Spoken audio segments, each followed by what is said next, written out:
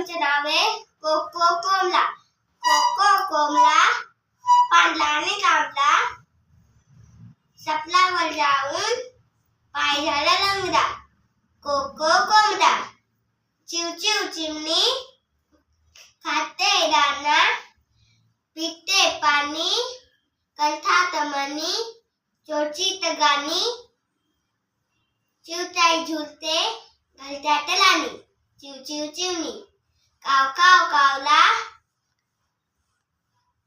काला आणि सावला, म्हणतो मी भोला पण खाऊवर डोला.